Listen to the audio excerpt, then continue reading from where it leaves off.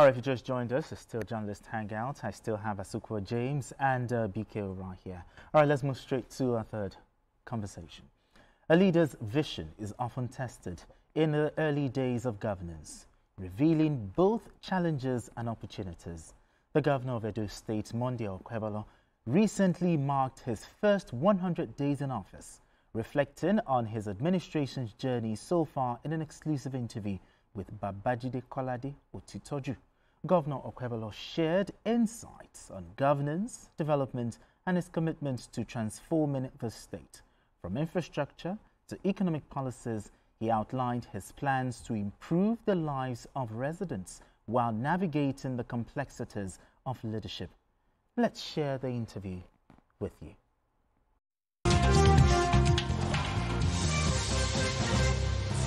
This is an exclusive interview with the governor of Edo State, Senator Monday Okpebholo. Your Excellency, it's good to be here in your state after many years and to have this conversation with you. You've been in office for 100 days. How have you found the job of steering the affairs of Edo State? Thank you very much. I'm happy to receive you into Edo. I want to let you know that our doors are open to everybody that comes in here. It has been an interesting thing that for the past 100 days now, we've been here trying to pilot the affairs of the state.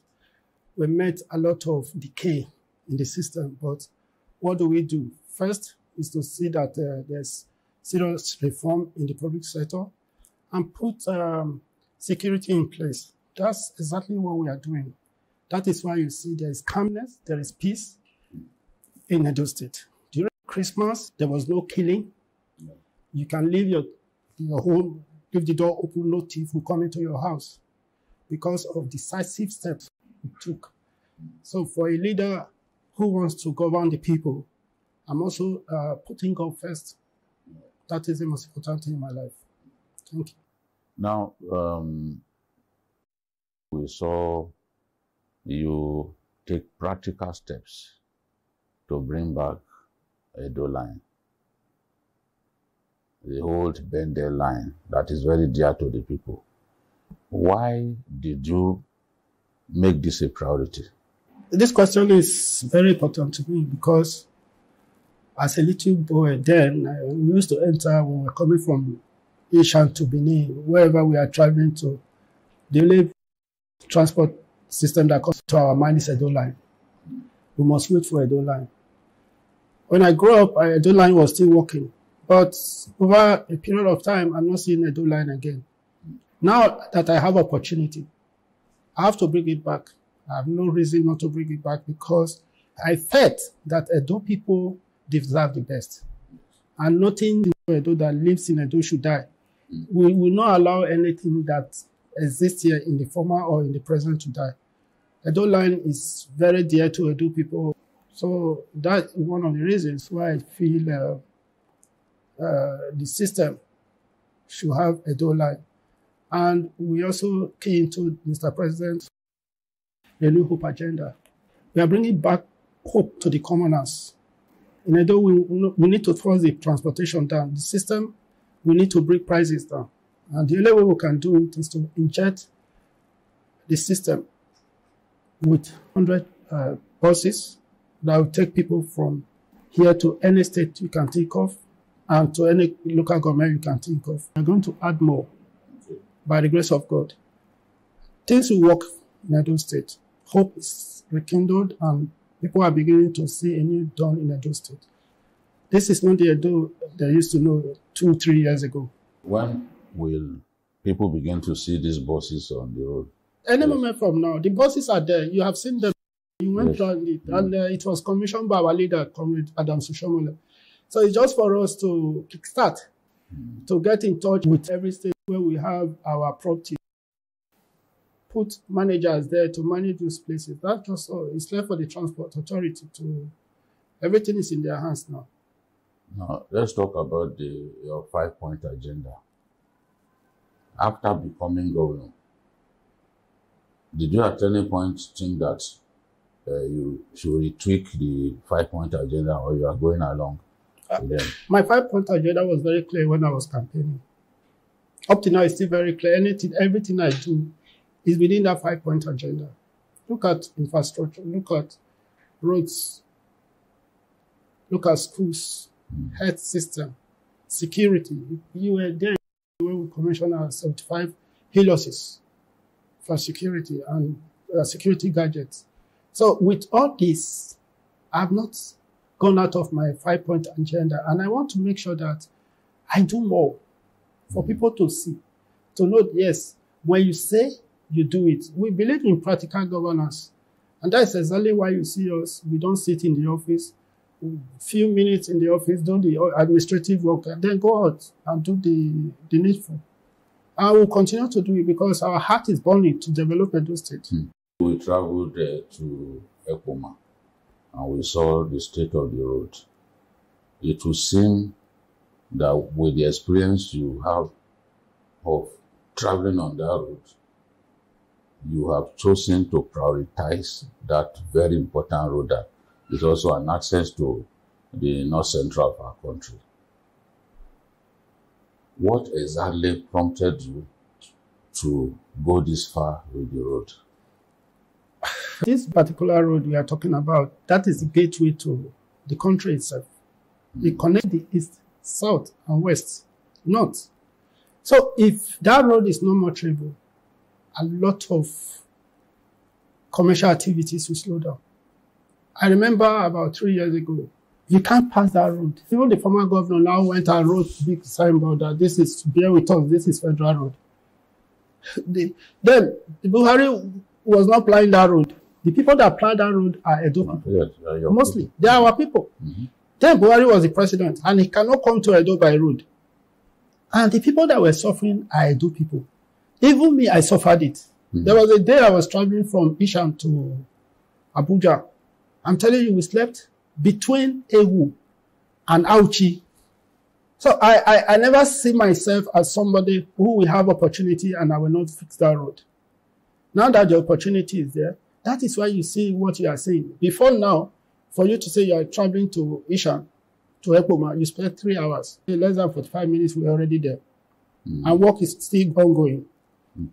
So I believe we are going to do more, and that road will be fixed. To me, I'm thanking the president for the support, because without him, it can't happen. It can't happen. Anytime I see him, he say, my friend, how is Edo State? You know, that question speaks volume. Yes. When he said, how is Edo State, he's telling you how is the security of Edo, how is the infrastructure in Edo, how are the people of Edo State. So he cares. And he cares about he cares about me too. You know. So I'm happy to identify myself with him, and I'm happy to be his political son right now. And to God be the glory. And there is also the Sapele Road, which we... Yeah, the Sapele Road is also problematic. It's something that we are going to tackle immediately. So a lot will be happening there. Because you can see the minister took his time, even at night. Edo people should be grateful to this man. This is not the only state in Nigeria that is paying so much attention to us. Now we are Lagos. I am happy to be a Lagos man. Thank you, excellent. So, we've seen 100 days. Yes. What should we expect going forward? Well, we are going to improve on our security. We are facing agriculture, back to farm initiative. Next week is going to be fire for farm. I'm going there by myself. If you wish to be part of our farm observers, you can come and observe us. We have to produce food for our people. It's part of our 5-point agenda. Yes. So we are set. And there's a lot of money in agriculture now. Yes. You see, we have fertile land here. My father used to say, don't put fertilizer because it will burn our crops. But because the way the climate has changed, so we need fertilizer. We will also appeal to the president and our minister for agriculture to support us in terms of fertilizer. Let's talk about the election that you won and the tribunal that is looking into the matter.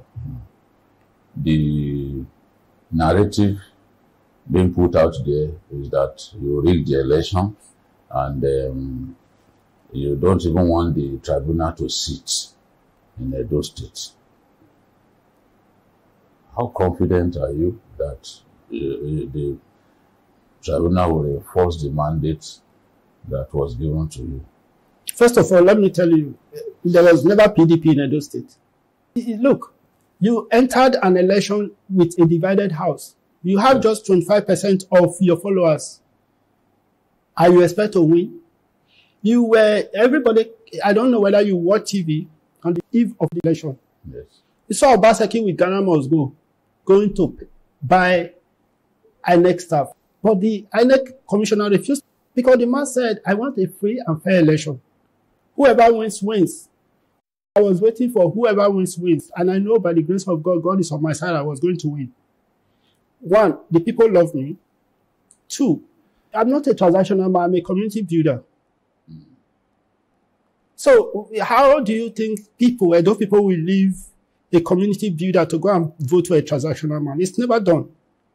Edo people have chosen their governor, and so be it by the grace of God.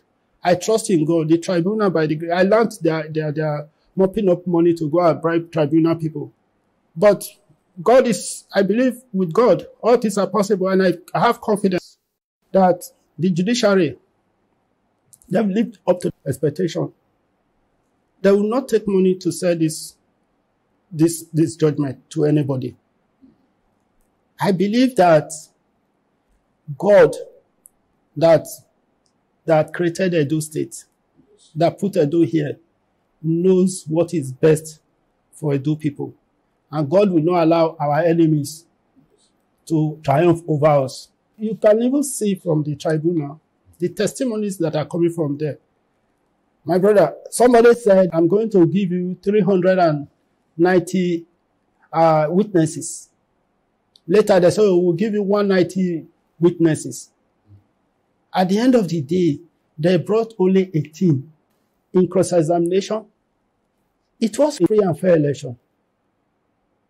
Was there any form of rigging? Was there any form of attack that day? No. So you said there was overvoting in this place. Were you there? They said no. How did you know? Hearsay. Because they have media propaganda and they have money to pay social media. They have money to do that. I don't have money to do all these things. The money for Edo belongs to Edo. I'm using the money to develop Edo. I can't pay money for any nonsense. They were campaigning through the social media. They were doing this. But me, I was moving from village to village. I was knocking at people's houses. I knocked in one man's house. I said, who are you? I said, I am Akakomiza. I've come for you to vote for the progress of Edo people. He looked at me and he said, my son, we will vote for you. We have heard so much about you. So, and these guys were moving from pillar to pole, from one TV station to another. I don't know how to do that. They even say I don't know how to talk. Yes. I don't know whether can't speak English. That's what they said. I don't know whether I've just gone to India to buy battery to talk to you now. Your Excellency, I want you to summarize your achievements in 100 days. I don't even know where to start because I've done so much. And I don't want to blow my trumpet, but I'll just tell you, when we came in, we discovered that the issues that bordered on Edo people, most especially area of infrastructure. So we first of all moved into that. Roads were major problems to our people. There was a time that you have to leave. If you are traveling from Abuja, you get to after Okpebholo, or even before Okpebholo. You can't drive on the road anymore. From Ebu to Benin, you can spend 5 days. Trailers spend 5 days, 1 week on the road. But what we do is to first of all see how we can restore, stabilize the road. Today, I drove from here to Ekoma, the minister. Adams Oshomole, a full entourage. We spent only 45 minutes before we came into office, 3 hours. In fact, you have to look for alternative road. You have to go and pass Agbo for you to get to Isham. Yes, for you to get to Isham. Before you can now proceed to Auchi. Some people say, oh, we are not passing the outside. You have to go and pass Ugbo or Aziz. And that takes you another 3 hours or 4 to get to Auchi. But now you can do Auchi in 1 hour, 30 minutes. For me, I believe this is what I do. You've made that road more motorable. Motorable, perfect. If you, I wish you have time to tour with us. Then we talk about Tamboga. Tamboga is a erosion-prone area. If you see what we have done there, a lot has been achieved. So much. We are taking that Tamboga road, busting out at the university, from Ubomi straight to Aviele. We have awarded that road and work is ongoing. Then Ekpoma to Ubiaja was another eyesore. But that road is stabilized now, work is ongoing. So many roads. And then you have this overhead. The overhead bridge, I'm not even talking about that because that is a giant project that everybody, whether you are sleeping, you are not sleeping, everybody is applauding that project because this is the first flyover in Edo State. Somebody was there for 8 years, he couldn't even think of how to develop Edo. Instead of developing Edo, they are doing puppet infrastructure. You know? So we are here and we continue to work hard in infrastructure. Look at the health sector. The village center that for 2 years, Ministry of Health were struggling to have that established in Edo State. It's for South-South, but it has to be domiciled somewhere. In the wisdom of Mr. President, he felt he needed to do more for Edo people, even when the governor was not even APC. But he refused just to allocate land to them. The federal government said, just give us land. Every other thing, we will take care of it. But he refused. What could be the reason for that? Because he doesn't like the president, he doesn't like APC. He felt, I'm an island. Wow. During the presidential campaign, he didn't allow president's poster in Edo State, in Benin City especially. I want you to talk about the states in which you met the education sector, because I've heard people say there were places where there was no roof, and I found some stories unbelievable. My brother, Edo Best was a scam. I wish he would have called it Edo Worst. Instead of Edo Best. He would have called it Edo Worst because he met a system that was working in education. There was Oshomole's red roof. And he never followed the step of Oshomole.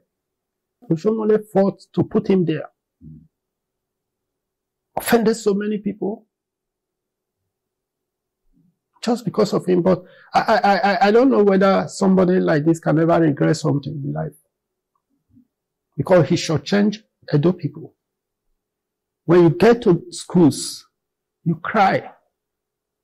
I was in Edo Best, where I met primary 1 and 2 in one class. 3 and 4 in one class. 5 and 6 in one class. We combined the two. Combined the two with a small tab. That's Edo Best. School where you have 2.5 teachers. When I mean half, principal is doing his work and doing teaching job. So you have 3 teachers. One of them is headmaster. So he's doing the headmaster job, he's doing teaching job. That is why I said 2.5. Then you sit in a classroom and see the sky.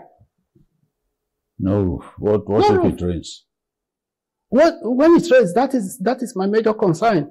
Then I asked one teacher, I said, when it rains, what happened? Before it starts raining, they will run into somebody's house. In Edo State? In Benin City, where he came from. Already I'm talking about. Oh, that is the heart of town. That is the heart of town. I'm not talking, Okpebholo is here. Get to Okpebholo, the same story. So what do you intend to do about those schools now? Well, we have started working. From our pictures, you can see what we are doing. Children, they are happy. We are happy. We are happy to be part of this school. You're putting roofs on their heads. Putting roofs on their head, renovating the school, providing seats for them. Now we are employing teachers. You don't have enough teachers? When I tell you that primary 1 to 6 have 3 teachers, and they have 3 classrooms. And we have empirical evidence of this, but it looks like propaganda. Evidence, I'm telling you, I didn't make this store alone. And I didn't do this store at night, in the daytime. Now we are renovating and building schools, providing toilet and borehole for primary schools. So if in the heart of Benin City, we have this situation, have you toured the hinterland? Have you gone to the rural areas? Like in my village now, let me tell you, I have been doing the community job there myself. I renovate school by myself in my community. Communities that don't have somebody like me, what happens? The same thing. When you go to local government, we don't have to go to the interior. At the local government headquarters, that is where you see this eyesore. The first one I saw when I was even campaigning, I entered that place was in Ovia.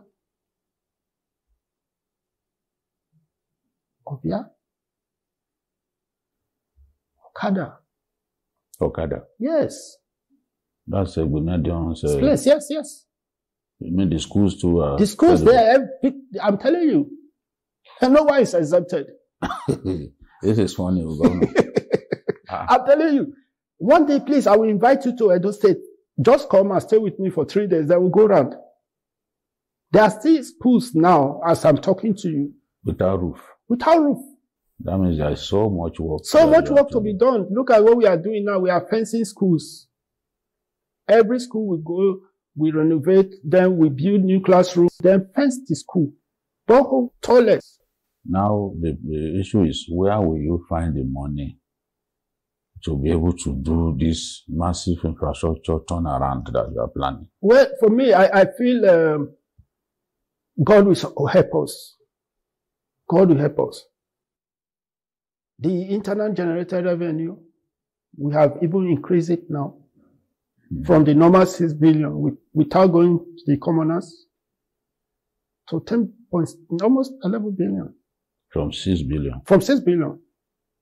So that means even the revenue aspect of it, something people should find out what was happening with that aspect of the economy. No, so now what we are doing is, because we are not here to steal Edo money, what we are doing is, any cupboard that comes, we put it there. That way it will go a long way. That is why you are seeing what you are seeing, because nobody is inflating contract, nobody is doing this, nobody is doing that. Now the people, there's a nickname that I have people call you. Akpako Rescue. The way the people have received you, tell me what it does for you. Well, for me, anytime the people are meeting for the first time, calling Akpako Rescue and this, I feel like crying, because I felt I should do more. For the people. For the people, because I take from the life of Adam Sushomole today, if anywhere he goes, oh, Shobaba. Why is he called Shobaba? Is it because he's a superstar? It's never as Noah. That is what I'm interested in. I want to be like Ambrose Ali, who died many years ago, and today he's still on. Senator Shomole has stood firmly behind you. He's always seen around you. He's been giving you tremendous support. despite the fact that originally you were not his choice for the job of governor. And you described him as the leader of the, as the leader in Edo State currently. How much encouragement do people like Senator Shomole, Pastor Ize Iyamo give you to continue with this difficult task of running Edo State? Yeah, the difficult task is not difficult because these people stood by me. Even when we did primary and that support was not there, but after primary, he put everything behind him. Ordinarily, if he was a bad leader, he would have continued fighting with that. Yes. You see the way he campaigned vigorously because he knows what he wants for Edo people. He realized that I was making a little mistake, but it wasn't a mistake he was making because everybody have a right to. So, and if you look at when all this whole thing were going on, you never heard me say anything wrong about him because I see him as a focused leader. And that is who he is. Today, I'm telling you that Oshomole is contributing a lot to this government. And I see the light. So I'm happy working with him. Pastor is there. He's supporting me also, seriously. You know, I'm getting a tremendous support. Not even only these people. Dubo is there. Senator Turoide is there. Charlie Temple. These are people that came from PDP to support us. Staunch PDP people that moved out from PDP, they supported us. That was what I keep telling people. PDP went into election with 25-27%. Philip Shaibu, all of them. But they are saying that. Ogbede Yama and Co. But the PDP people continue to say you rigged the election. Who rigged the election? Do I look like somebody that will rig the election? That's what they are saying, sir. They rigged the election. They were rigging the election. Did you see me in the INEC office? He went there with gallon must go of dollars. But the INEC commissioner said no. Everybody saw that on TV. Who claimed to be INEC returning officer, he was reading the result. Even at the tribunal, you see, one of them was asked, who won the election? He said, Senator Monday Okpebholo. Was he free and fair? He said, yes. Was there rigging? No. But they will go out on social media and start saying nonsense. They are saying the results from Oredo and other places are inflated. They have a witness from Oredo under cross-examination said there was nothing like that. With their own witness. With their own witness, they said yes, there's nothing like that, but there was one or two overvoting in the unit, which was from the unit that took it to the world level coalition center, and those results were cancelled. So the result that was cancelled is what you want somebody to re-cancel and for you to win the election. But PDP actually has not even said that I didn't win the election. Oh. I'm telling you the truth. You find out. They said I won the election with 10,000 votes. Remove this, about 370 units. Then they will win.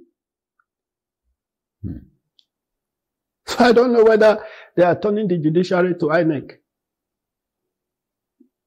Thank you, Your Excellency, for the opportunity to speak with you. Thank you, my brother. Thanks. God bless you. Thank you, sir. I'm happy to meet with you. Thank you, sir.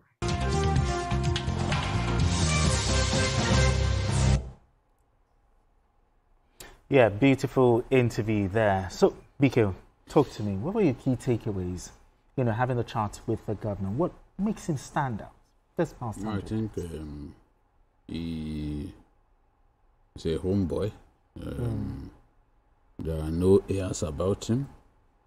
He doesn't speak great English, but he communicates, and his honesty is clear. You could see that he really wants to serve his people. He's not interested in flowery language. He has not even got it. That's the truth. But he is focused, and from what he has done in the 100 days and the things that he plans to do, I think he will be a good governor. I'm very confident from what I've seen. Zulum, 100 days in office for Governor Zulum, I was there and I announced to Nigerians that a governor who will really perform has come in just 100 days. And we now see it. This is a governor to watch. Exactly. Mark my words, this is a governor to watch. He talked about something. Oshomole said he tried in 8 years to revive Edo line. This person has revived it in 100 days. So it looks really promising. He said some things on the education sector, the Edo best, and also how called it Edo was. So it's just from the pictures we are seeing, it shows how bad things are. Yeah, really terrible. So it means that he has to declare a state of emergency on education, And I just like that BKO said something about communication. His own communication is just good governance. It's just selfless. He said practical governance. That is what he wants to do. Action speaks louder than words. Always on the field. And that is what Nigerians want. They don't want a governor who will sit in the and be speaking grammar. We don't want that. And no working. No working. This Edo best, then we are thinking it was the best thing that came to Nigeria. But look at it. We have now seen it clearly. Exactly. You can see it. I just like the fact that it's just selfless. You can see it has this openness. You can just see him from who he is. That is it. Thank God he's always going to the field, making sure that things are being done. He's not going to the office and sitting down. Now that 100 days has passed, we look forward to the next 100 days and 1 year. I was looking forward to interviewing him because I heard that he could not even read and write. Exactly. When he stumbled over those figures, there was nothing people didn't say. But look at him. Exactly. All right, thank you so much, gentlemen. Asukwa James. Appreciate you as always. Thank you so much. BKO. Thank you. Beautiful interview, by the way. Thank you so much for having this conversation. And that's it on Journalist Hangout today. You can watch the repeat broadcast of this episode tonight at 11. Join us on Sunday for the longer version of Journalist Hangout from 1:30 to 3:30 p.m. We are on YouTube at youtube.com/TVC News Nigeria. I am Benga Oreshegun. Bye for now, and God bless Nigeria.